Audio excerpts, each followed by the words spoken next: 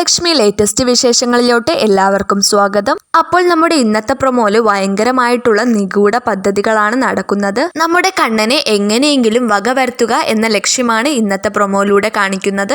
അതിനുവേണ്ടി നമ്മുടെ വാമദേവൻ നമ്മുടെ ദുർഗാമ്മയുടെ കയ്യിൽ ഒരു പൊതി കൊടുക്കുന്നുണ്ട്. കണ്ണനെ എന്നേക്കുമായി ഇല്ലാതാക്കാൻ വേണ്ടി മരുന്നിൽ കലക്കാൻ വേണ്ടിയാണ് ആ പൊതി നമ്മുടെ വാമദേവൻ ദുർഗാമ്മയുടെ കയ്യിൽ കൊടുക്കുന്നത്.